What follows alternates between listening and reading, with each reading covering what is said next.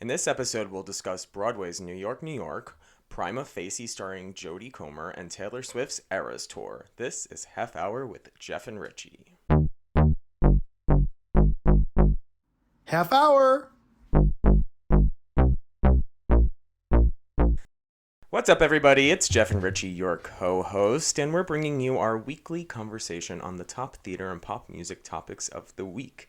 And as always, this conversation may feature some spoilers, so you have been warned. But we're going to get right in it today because we have a lot of topics to talk about, and we're going to go right over to Broadway land and the last musical that we saw this season. So it's New York, New York. Yes, at the St. James Theater in New York City, we have New York, New York, a musical with music and lyrics by John Cantor and Fred Ebb, written by David Thompson, co-written by Sharon Washington, additional lyrics by Lin-Manuel Miranda, and direction and choreography by Susan Stroman. Stacked team. Yes, and I was going to say, we'll talk quick about our likes and dislikes with this. If we're going to end this episode talking about Taylor, and we're going to spend the middle of this episode talking about Jodie Comer, I'm going to just start by talking about Anna Uzile, because to me, she was everything for me. I remember hearing her sing one of the songs in this and leaning to you and saying, there's the Tony nomination. Do you remember that? I said, there's the Tony nomination. And then she didn't get a Tony nomination. They get one in the big snubs. It doesn't make any sense to me. I think Colton Ryan is fine. I don't understand how he gets a Tony nomination and not her. There's a lot going on with there's a lot going on in this show because there's just too much going on, I think. I will say another highlight other than Anna's amazing performance is some of Susan Stroman's brilliant direction and choreography. I think there's some really nice moments. The steel pier tap dancing is so Susan Stroman, and she's fun. And she just is so good at what she does that I actually don't think this is the best thing I've ever seen her do. I mean, everyone knows The Producers is like the biggest thing she ever did, right? Along with many other things. But I just thought this was missing something to me. Yeah, what was the show for you? It was just chaos and confusion. It's a good way. And multiple subplots in multiple moments. I couldn't attach myself to any characters other than Anna's because I really thought she was it for me. Yeah. And I was like, wait, what happened to that person? Wait, where are we going now? Yeah. And it just, if that's supposed to highlight the chaos of New York City, but you got to give us a little bit of a thorough plot. Chaos, yeah. It just didn't hit the mark for me. It's confusion, although it's doing really well at ticket sales. It got a bunch of Tony nominations. I think that's a big thing to talk about here is this falls into one of my categories of checklist musical. Just goes down the list of does it have it and can we put it into the musical? So dancing, singing, forced storylines, if you name it, it was in the show. And it really, really needed a few more edits, I think, before coming to the Broadway stage. Yeah, because there was just too long. Way too many things going on for you to follow. You don't know who you're supposed to feel bad for. Are you supposed to feel bad for anyone? It's just, it was messy. It was messy. And I'm going to say this, but I think Colton Ryan is probably one of the most overrated people in Broadway right now. I don't know how he got the Tony nomination. There was basic acting happening up on that stage, things that just weren't even working. He's playing the piano, playing in quotes at times, and I'm like, what is he doing? And it was so over the top. I've seen him in other things, and I've seen him well in other things. Yeah. This just didn't seem like a right casting to me. Well, the best thing that we did see him do was Dear Evan Hansen. He was Evan Hansen when we missed Ben Platt doing it, but then I didn't like it in A Girl from North Country, and now in this, and him being a leading man, definitely he needs some more just focus, I think, in his performance. Yeah, it's a little all over the place. Highlight for me, I did love the scene changes. I thought they were done effortlessly. I thought the 30-second scene changes were better than some of the scenes. Yeah. And speaking of scenery, Beowulf Borat, who we love Beowulf scenery, this was an incredible set. Yeah. And Beowulf always knows what he's doing with scenery. I think it's just wonderful. And I 100% agree with you that Anna Uzile was totally snubbed of this nomination and her doing New York, New York was just beautiful and I think it was incredible. And she wasn't imitating Liza from the movie; she was doing her own thing. And Emily Skinner, oddly miscast, I think, but I love any moment I can see Emily Skinner sing live on stage. I think she's an underrated Broadway talent. But if you told me she was in the show, I wouldn't have remembered that. Yeah. And it's like, what are you doing in this role? I don't know. Just But it seemed very messy to it's me, a the whole huge thing. tourist trap. It's gonna do well. It's doing Selling well until because January now, yeah. it's New York, New York. People want to go. They're coming to New York. They To want to see hear the someone sing New York, New cliche, York. right, It is what it is. And it's Gander and Ebb, and I certainly don't think it's Gander and Ebb's best score. I think Chicago and Cabaret are wildly above this, but it was just, and there were entertaining moments, but it was just a little messy to me, and I don't really know what was going on half the time. I really don't. I couldn't tell you. If someone said, well, what's the plot? I don't know what I would say. I'm like, well, it's about this family, and then this family, and then that guy, and then that girl, and then New York. And I'm like, what? I just let's make it in New York. Yeah. But the ensemble's killing it. They're really working the whole time. There's great moments. There's gorgeous bad moments. costumes. I mean, we're on the fence. Yeah, I'm just not really into it. You So, we're on the fence. We're just gonna end there with that because we have other things to talk about, and this was not our most favorite thing we saw this season.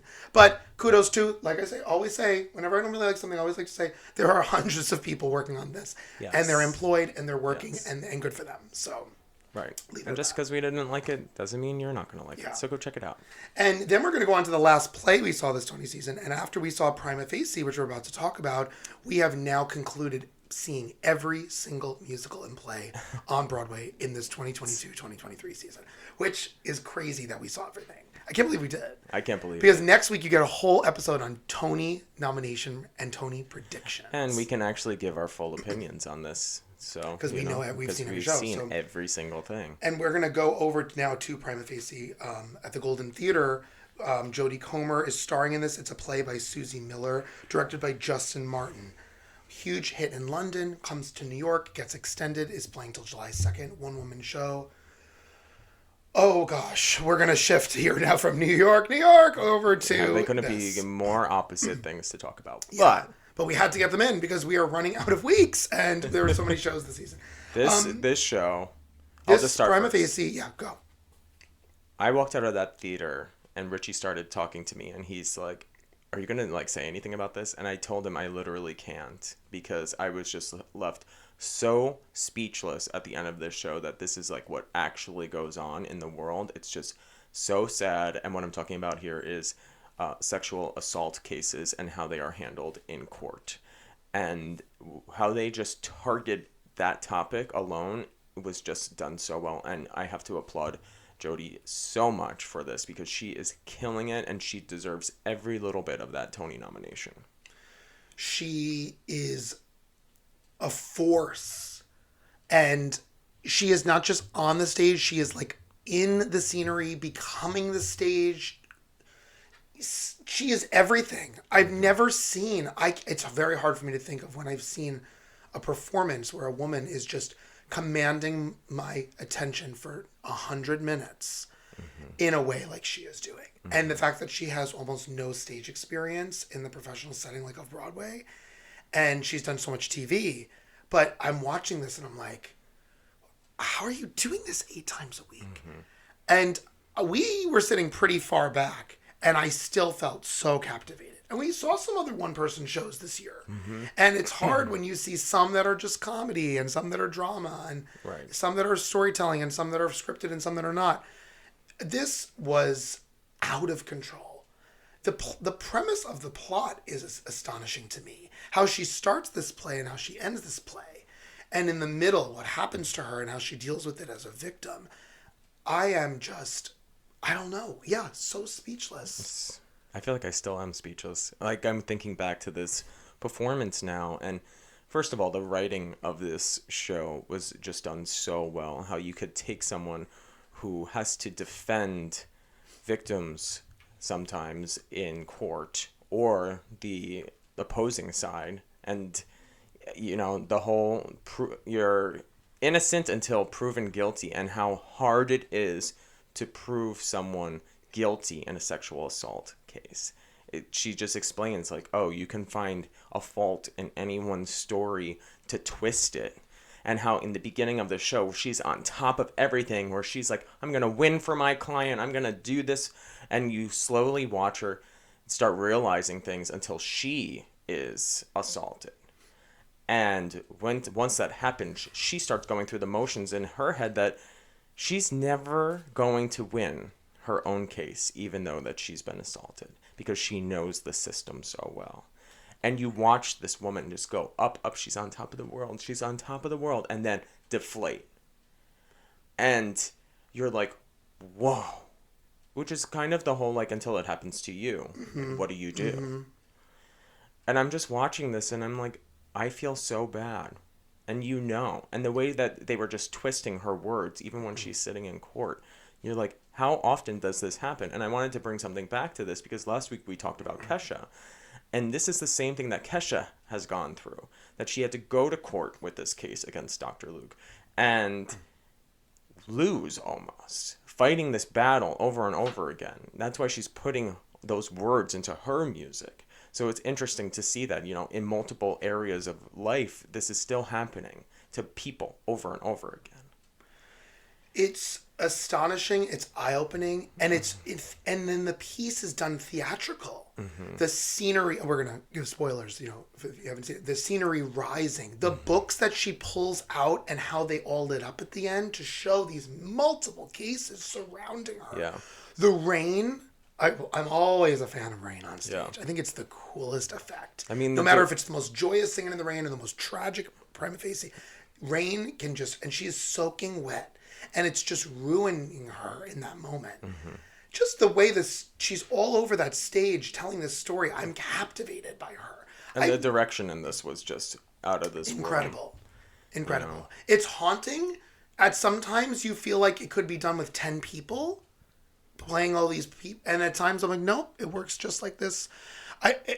It's also going to be made into a film we heard recently with Cynthia Erivo, and I wonder, did Jodie give up her rights of first refusal on this? Was she asked to do this? Because I'm shocked that Jodie's not doing this. Maybe she said, oh no, give someone like Cynthia this role. I don't know. You don't really know. But I remember the lights coming up at the end of this.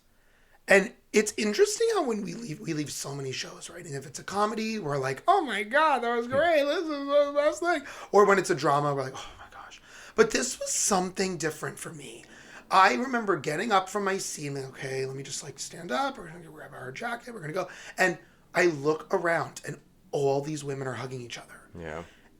And it maybe they were hugging people they came with. Maybe they were hugging the stranger next to them. But just women hugging women, being like, I sat next to you for 100 minutes and listened to this, and I just want to give you a hug. Mm-hmm. And I'm sitting there like, wow, I'm watching this, and I'm like, this is something that is so difficult. There's a pamphlet in the program that discusses some interesting statistics about sexual assault in the United States is an epidemic, is what it says. It says every 98 seconds, someone in the United States is sexually assaulted. And there's many, many stats here. One that really stands out to me, two actually. It is estimated only 19% of all rapes are reported. It's like a staggering low number. Only about 5% of rapes reported to the police leading an arrest. Like an extremely staggeringly low number. It's insanely astonishing when you read these stats. And theater, what I always say, theater is meant for any story, for anybody to be up there telling. And what a better person to tell this, I think, than Jodie Comer. I remember walking in being like, ooh, this will be interesting. What's the Tony Best leading actress in a play going to go to? And I left there saying, oh, it's obviously her. It's very obvious. You know, this story, too, just had so much thought out moments where she is playing multiple roles going back and forth, which was interesting because we saw another play do that multiple times where people had to play other characters. And the way they just did this, it really worked. Sometimes, having her move around the stage, you know, she wasn't just sitting at a table the whole time and retelling a story. You just felt every moment. And even the moment of her getting sexually assaulted, and when she's on the floor, yes, and she's doing this multiple times a week. I don't know how she does it. How does she do it? I was talking to someone else who had seen it, and they were like, how do you think she does it? She must sleep all day. She must really have to, for her own sake, just like mentally check out for the night. I mean, it's got to be difficult what she's doing every day, and twice sometimes in one day. It just hit.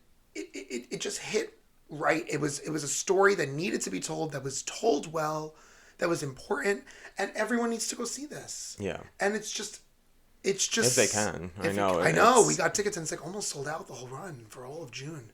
But wow, what a way to end this season. Yeah. And Jodie Comer, like, you'll be back on Broadway, right? Like, maybe? No, I you'll hope definitely. so. Like, oh my gosh. But what a season. And this was wonderful to talk about these shows. And now we're done, everyone, with this season. I still can't believe it. I can't believe it either. And also, we starting next week, we get ready to go into the next season. We have Grey House, which is the first play of the season, opening very soon. We're heading over to that soon. Once Upon a One More Time coming up in a few weeks. We're heading over to that. So we have a new season to start right away. But we, before that, of course, have the biggest, best day of the year, the Tony Awards. And so we're going to have some Tony predictions next week. So you're going to want to listen in because the whole episode is going to be about predictions. And I will say, Jeff has some thoughts that I don't. And I have some thoughts that Jeff's don't. We do differ on some of the categories this year. So you're going to want to tune into that next week as we wrap up. Very smart with the Tonys. He always wins because he says what he thinks is going to win, and I put what I want to win, and that's always the same thing, you know. But I got to get a little smarter with my predictions. Yeah, you have to know what the Tony voters are going to pick. Yeah, it's very obvious a lot of the times. So. Not all the time, but a lot of the times. This year, some of the categories are really easy. This year, there's some really... I actually think that this year is going to be harder for me to make my choices because I have seen everything, and some years we haven't seen things, so I was just guessing. Well, and now that I've actually seen the performances, it's harder for me to take a guess because, you know, I'm going to probably be a little bit more on the side of, like, who I really want to win versus, like, who I know will win anyway. So done with theater for today. We're moving over now to Popland, and we went. This is another thing. I don't even know how I'm going to start. I'll do the intro on this. We went to Taylor Swift's Eras Tour. The fact that I said that sentence just now because so many people were not able to go to this because of the Ticketmaster fiasco. We did get tickets. We went to MetLife in New Jersey on Friday evening, the first night. And it's important because every night's a little different. Why? Yes. We tell people which night we went to. And we went with some friends, and we had an incredible time. I will say that I had a wonderful time.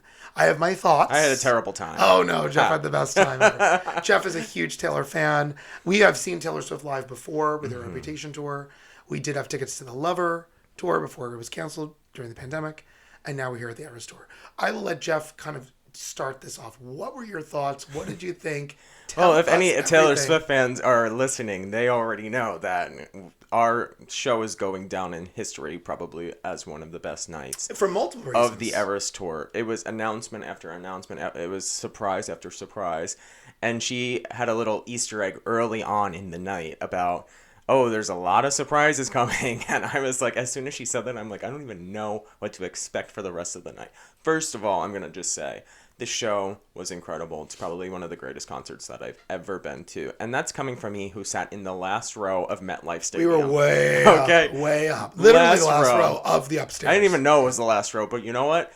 When I was able to get the tickets, I just grabbed them. I needed to. Yeah. We only paid like $140. Yeah. So right. It wasn't bad.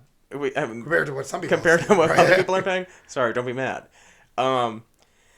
Just the things that happened were great. So I've already seen a lot of the show and spoilers before that ahead of time on like TikTok and Instagram and whatnot. But we knew that the Karma featuring Ice Spice was coming out that night. And then she also released Snow on the Beach with more Lana Del Rey, which is a funny thing that she put on the album. And she also released a single on Friday that was on one of the international versions called Hits Different. So everyone was really happy about those songs. But while we were there, everyone was like, where is this music video? And at this point, she starts saying, I'm going to premiere the music video for you now with Ice Spice. So we got to see the music video first, which was fun. And then she brought Phoebe Bridgers out for one of the songs that Phoebe's on with her from Red. And later, during the surprise songs, now this is where it gets crazy. Crazy. He thinks I'm a crazy person. He really does. I'm waiting to get my thoughts. Everyone's waiting to know what I think too, but I can't wait to. I'm just recapping what happened in the night. Everyone knows what happened in the night. It's fine. We get that Jack Antonoff is coming out. One of my idols. I was already on the floor at this point that Jack was performing at this. And she goes, we're going to sing a song that we wrote together. And I started probably hyperventilating a little bit because Getaway Car is a song that most people want, and that's the song that they did, and that alone I was happy with. She could have played any other song for the surprise song, but she does that one. And then she walks over to the piano and she starts playing Maroon. Maroon is the song that every single show wants at their as one of their surprise songs. And because we got it, we won. Okay? Not that it's a competition, but it is. So, and between Jack Antonoff coming out, Phoebe Bridgers coming out again, the video premiering, the music video with Ice Spice, and then at the very end, Ice Spice herself. And then to top it at that, she has Ice Spice come out at the end. It just was an incredible, incredible show. Yeah, it was great. I had a really nice time. I don't personally understand the like screaming obsessive fan thing that she has. I know everyone has fans. I'm not. He's like talking about me. No, I'm not talking about like the many other people there too. I like her. Yeah. I like her a lot. I love her music. I love the theatricality of this. The lighting, the floor being lit the way it was. I had leaned over to you one point and was like, what is the wardrobe department doing downstairs? Because there are so many costume changes for this ensemble of dancers. Like ball gowns and tuxedos and then like everything. I was just like, wow, there's a lot of props. There's a lot of scenery, props, costumes. It was very theatrical and I loved that. I don't know really who compares to her right now. Yeah. Because what she's doing, she's a singer-songwriter, okay? She comes from that as a whole. But she is a performer. Yeah. And she is putting on a show. Because sometimes you just get entertainers. I think she's more than an entertainer because of all of her songwriting skills alone. And she's the greatest vocalist. You know, she gets by. But she sings fine. I think she sings better now than she did 5 years ago. I think she's getting some vocal training, I think. But she also sings what she can sing. Yeah.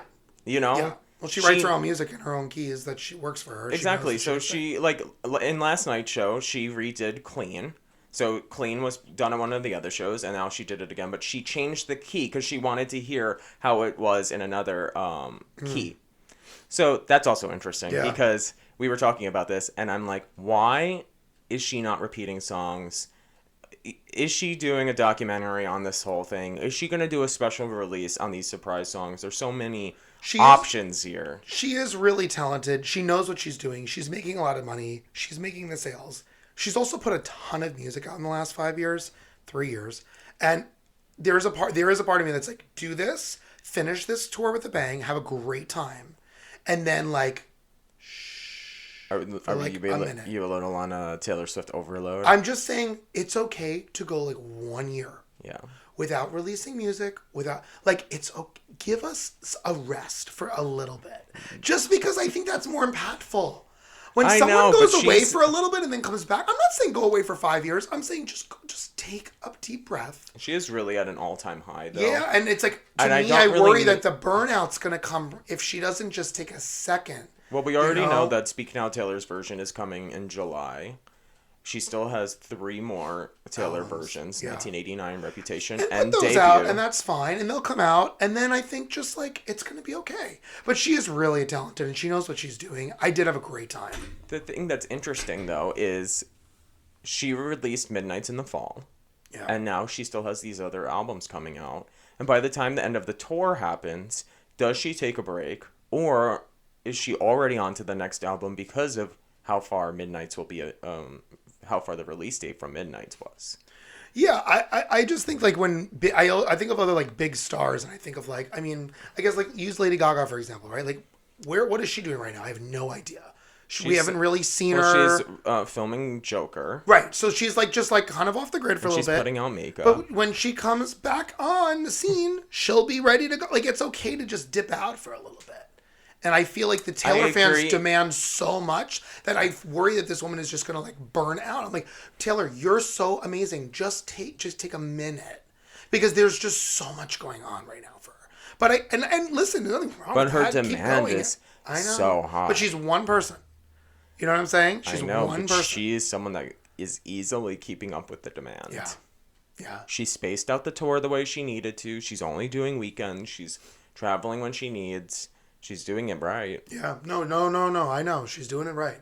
She's clearly doing it right. She's doing it right. She's hitting records, breaking records, and making a lot of money. And she's got to be tired. Yeah. And also, we had a bird's eye view of what happens when she goes underneath that Oh yeah, stage. when she goes under stage, because we were so high up, the second she gets down there, It's she like runs. bolt. I'm like, oh my gosh, you have to. I hope she has she's taking care of her mental health and her physical health, and she's really just taking care of herself because she's busy up 3.5 hours. I've never seen a performer, other than with costume change breaks, perform for 3.5 hours straight like that. I've never seen a length like that.